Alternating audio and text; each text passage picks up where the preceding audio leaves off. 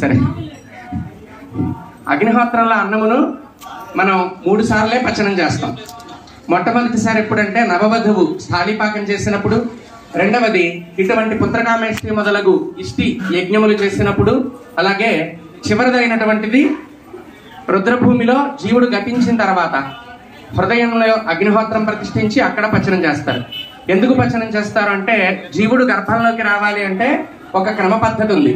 అది ఎలా వస్తుంది అంటే, అనంతం నుంచి ఆకాశాత్ వాయువు, వాయువు అంటే భూమికి సంబంధించిన పరిధిలోకి వస్తుంది. వాయోర్ అగ్ని, వాయువు నుంచి అగ్నిలోకి వస్తుంది. ఏది? జీవుడి యొక్క ప్రాణం. వాయోర్ అగ్ని, అగ్నేరాపహ, అగ్ని నుంచి నీటి యందు ప్రవేశిస్తుంది, అంటే జలములో ఎందుకు ప్రవేశిస్తుంది.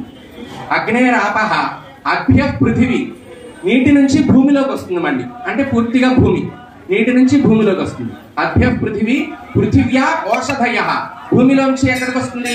ఓషధులు, అంటే మనం తినేటటువంటి బియ్యము, గింజలు లేదా పండ్లు, ఫలములు, ఇటువంటి ఓషధుల్లోకి, మొక్కల్లోకి వస్తుంది. ఓషధిభ్యో అన్నం, ఆ ఓషధుల్లోంచి అన్నంలో ప్రవేశిస్తుంది. జాగ్రత్తగా క్రమం అర్థమైంది కదా. ఆకాశాద్ వాయువు, వాయోర్ అగ్ని, అగ్నేరాపహ, అభ్య పృథివీ, భూమిలోకి వచ్చింది. పృథివ్యా ఓషధయ, భూమిలోంచి మొక్కల్లోకి వచ్చింది. ఓషధిభ్యో అన్నం, ఓషధులను మనం స్వీకరిస్తున్నాం కదా. అన్నము అంటే నేను వండుకునే అన్నం మాత్రం బియ్యంతో చేసిన అన్నం అని కాదు, మనం స్వీకరించే ఆహారాన్ని అన్నము అంటారు. అందుకని అన్నం నింద్యాత్, అన్నాన్ని నిందించకూడదు. సరే, ఆ స్టోరీ వేరు. సరే, మొత్తానికి అన్నంలోకి వచ్చిన పురుషుడు, అన్నంలోకి వచ్చిన తర్వాత అన్నాత్ పురుష, పురుషుడు స్వీకరిస్తున్నాడు లేదా స్త్రీ గాని స్వీకరిస్తుంది. ఏది? ఈ తినేటటువంటి ఆహార పదార్థం.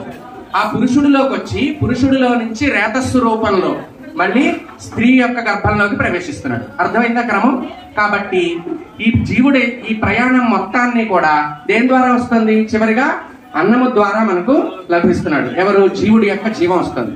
కాబట్టి అటువంటి అన్నమును వేద మంత్రముల చేత ఇక్కడ పచనం చేసి ఆ అన్న సారమును, అంటే ఆ అన్నమును మనం దేవతలకు మళ్ళీ హోమంగా సమర్పిస్తున్నాం. ఎక్కడ మొదలైంది? మొదట అనంతం నుంచి కదా. దేవతలు ఇవ్వాలి కదా గర్భాన్ని, పురుషుణ్ణి. కాబట్టి మళ్ళీ తిరిగి ఆ దేవతలకి సమర్పించడం ద్వారా ఈ సైకిల్ అంతా అవుతుంది. ఎలా? మళ్ళీ ఆకాశాద్ వాయువు, వాయోర్ అగ్ని, అగ్నేరాపహ, అభ్య పృథివీ, పృథివ్యా ఓషధయ, ఓషధిభ్యో అన్నం. అందుకని ఎప్పుడు కూడా అగ్నిహోత్రాన్ని పరమేశ్వర సమానంగా మనం పూజించాలి. అగ్నిహోత్రమునందే సృష్టి రహస్యం మొత్తం పెట్టారు వేదం. అందుకనే అగ్నిని ఆరాధించడం.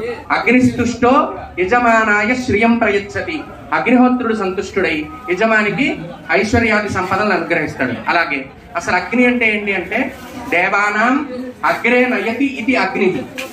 అందరు దేవతలు వెనకాల నడుస్తుంటే అగ్నిహోత్రుడు ముందు నడుస్తాడు.